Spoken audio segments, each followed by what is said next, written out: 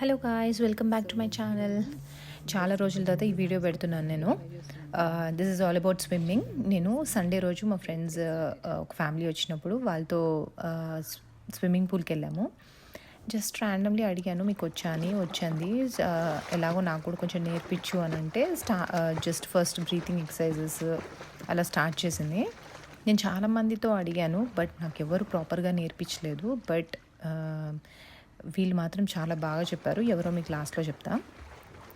So నాకు కొన్ని అర్థమైంది ఈ స్విమ్మింగ్ చేసేటప్పుడు ఏమేమి అవసరమో అని, అందుకని మీతో షేర్ చేస్తున్నాను. సో ఇది ఆఫ్టర్ దాట్ నెక్స్ట్ డే మళ్ళీ వెళ్ళాను అనమాట నేను స్విమ్మింగ్ పూల్కి ఒక్కదాన్నే ప్రాక్టీస్ చేయడానికి. సో ముందుగా స్విమ్మింగ్కి వెళ్ళే ముందర కంపల్సరీగా మన దగ్గర cap, I glasses and sunscreen lotion compulsory ఉండాలి. ఆబ్వియస్లీ స్విమ్ సూట్, ఎనీథింగ్ వాటర్లో వెళ్ళొచ్చు అనే క్లోతింగ్ అది కంపల్సరీ ఉండాలనుకోండి, అది వేరే విషయం. సో ఎందుకు గ్లాసెస్ చెప్పాను అండ్ ఇక్కడ లేదు నేను వేసుకోలేదు అంటే, నాకు అర్థమైంది గ్లాసెస్ వేసుకోకపోతే నేను కళ్ళు తెరిచి యాక్చువల్లీ స్విమ్మింగ్ చేస్తున్నాను ఇక్కడ.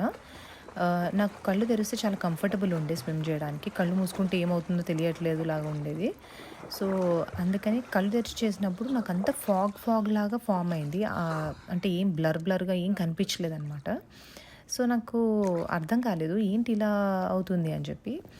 తర్వాత చూస్తే అర్థమైంది ఏంటంటే కంపల్సరీ గ్లాసెస్ పెట్టాలి. చాలామందికి ఆ క్లోరిన్ వాటర్ కళ్ళలోకి వెళ్ళి చాలా ప్రాబ్లమ్స్ క్రియేట్ అవుతాయంట.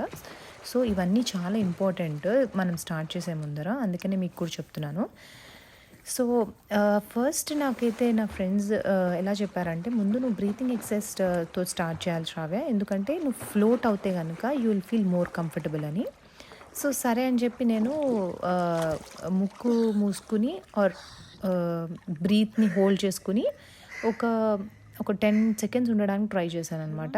అది కళ్ళు మూసుకుని చాలా అన్కంఫర్టబుల్ అనిపించింది. బట్ కళ్ళు తెరిచి చేస్తే మాత్రం నేను ప్రాక్టీస్లో 40 seconds వరకు ఉండగలిగాను. సో అది చేసినప్పుడు నాకు చాలా కాన్ఫిడెన్స్ వచ్చింది, ఎందుకంటే నా బాడీ ఫ్లోట్ అవుతుంది కదా, నాకు ఈజీగా కాళ్ళు చేతులు ఆడించడం ఈజీ అయిపోయింది అనమాట.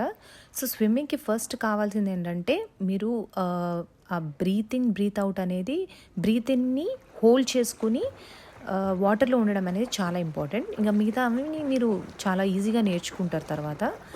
సో బేసిక్ నేర్చుకోవాలి దీంట్లో అనేది అర్థమైంది నాకు అనమాట. అలా ఫస్ట్ ఒక 2-3 laps కొట్టి వెళ్ళిపోదాం అనుకున్నాను. బట్ చేస్తున్న కొద్దీ చాలా రిలాక్స్ అయింది బాడీ. అందుకనే నేను ఇటు నుంచి ఇటు ఒక 1 lap లాగా తీసుకున్నాను అనమాట.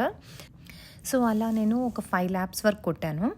సో చాలా ప్రశాంతంగా అనిపించింది. బాడీ అంతా లైట్గా ఉన్నట్టు, చాలా చాలా నెగిటివ్ ఎనర్జీ అంతా మూవ్ అయిపోయినట్టు అనిపించింది అనమాట. సో నాకు నార్మలీ వాటర్ అంటే చాలా ఇష్టము. ఎప్పటి నుంచో నేర్చుకుందాం అనుకున్నాను స్విమ్మింగ్, బట్ బయటికి వెళ్ళి నేర్చుకోవడం కుదరక అసలు ఎప్పుడు నేర్చుకోలేదు. సో వీళ్ళు వచ్చినప్పుడైతే ఐ వాజ్ సో హ్యాపీ. చేసిన తర్వాత చాలా చాలా ఎనర్జెటిక్గా అనిపించింది. అండ్ ఆల్సో తెలియని హ్యాపీనెస్, ఒకటి నేర్చుకుంటే మనం కొత్తది. సో అలా చేసిన తర్వాత బ్రీతింగ్ ఎక్సర్సైజెస్ మధ్యలో ప్రాక్టీస్ చేశాను అనమాట. ఇక్కడ మీరు చూసినట్టయితే కొన్ని బ్రీతింగ్ ఎక్సర్సైజెస్ ప్రాక్టీస్ చేస్తున్నాను. ఏం లేదు, మనము బ్రీత్ ఇన్ చేసుకుని లంగ్స్ అన్నీ ఎయిర్తో ఫిల్ చేసుకుని హోల్డ్ చేసి బ్రీత్ని వాటర్లో మన ఫేస్ మొత్తం పెట్టేయాలన్నమాట. పెట్టినప్పుడు ఆటోమేటిక్గా మన బాడీ ఫ్లోట్ అవుతుంది పైకి. చాలా చాలా భయం వేస్తుంది, అందుకనే నేను కళ్ళు తెరిచి చేశాను. బట్ ఎంత ప్రశాంతంగా ఉంటుందంటే అసలు మన బాడీ లైట్గా అనిపిస్తుంది అనమాట. అలా ఫస్ట్ భయంతో లేచేసాను, ఒక 20 secondsకే లేచేసాను, 20 or 23 secondsకే లేచేసాను. బట్ అలా కళ్ళు తెరిచిన తర్వాత అయితే నేను 40 seconds వరకు ఉన్నాను. నేను ఇంకా ఉండగలుగుతాను అనమాట, ఎందుకంటే నేను ఒక 10 years నుంచి యోగా చేస్తున్నాను. సో నాకు బ్రీతింగ్ ఎక్సర్సైజెస్ మీద చాలా పట్టుంది. So I feel very good అలా చేసినప్పుడు. సో అలా నేను రోజు ప్రాక్టీస్ చేద్దాం అనుకుంటున్నాను వాటర్లో. సో మీకు చెప్పలేదు కదా ఎవరు నాకు నేర్పించారు అనేది. మోనికా అండ్ సంతోష్ అని కపుల్ చాలా చాలా బాగా నేర్పించారు నాకు. ఫస్ట్ బేసిక్ ఏం కావాలని నేర్పించారు, దాంతో నాకు చాలా ఫాస్ట్గా నేర్చుకున్నాను. జస్ట్ నా 1 or 2 నేర్చేసుకున్నాను నేను. అది చాలా హ్యాపీ అనిపించింది నేర్చుకున్న తర్వాత. నేను చాలా థ్యాంక్ చేశాను కూడా వాళ్ళని. థ్యాంక్ యూ సో మచ్ నేర్పించినందుకని. సో ఈ వీడియో ద్వారా కూడా చెప్తున్న వాళ్ళకి thank you so much Monika and Santosh. ఇలాంటివి చాలా హెల్ప్ఫుల్ అవుతాయి. ఎవరికైనా నిజంగా చెయ్యాలి అనుకునేటప్పుడు ఎవరైనా చెప్తే మనం చేసామనుకోండి ఎంతో హ్యాపీ అనిపిస్తుంది కదా. నాకు కూడా అంతే, చాలా హ్యాపీ అనిపించింది. సో మనం నేర్చుకోవాలి అనుకుంటే ఏదైనా చేయొచ్చు అనిపించింది అనమాట. సో మీరు కూడా ఒకవేళ చెయ్యాలి అనుకుంటే మాత్రం ప్రాపర్ ఒక గైడెన్స్ తోటి చేయండి. ఎవరైనా ఫస్ట్ మీ పక్క నుండి చేస్తే బెటర్, మనమంతటా మనం వెళ్ళిపోకుండా. సో దట్ మనకి పట్టుకోవడానికి, ఒకవేళ మనం మునిగిపోతుంటే పట్టుకోవడానికైనా ఎవరైనా ఉంటారు. సో అందుకే వాళ్ళ ముందు ఫస్ట్ నేను చేశాను ఒక రోజంతా. తర్వాత నేను ఇండివిజువల్గా నేను చేసుకున్నాను. మీకు కాన్ఫిడెన్స్ వస్తేనే చేసుకోండి ఇండివిజువల్గా, లేకపోతే ట్రై చేయకండి ఇది. అండ్ వన్ మోర్ ఇంకోటి ఏంటంటే, లాస్ట్కి మనం ఇదంతా చేసిన తర్వాత ఆఫ్టర్ మెజర్స్ కూడా తీసుకోవాలి. వచ్చిన తర్వాత కంపల్సరీ బాత్ చేయాలి.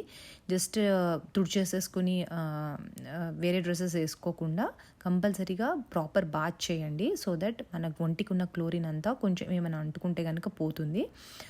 ఇవన్నీ మస్ట్ అండ్ షుడ్ మెజర్స్.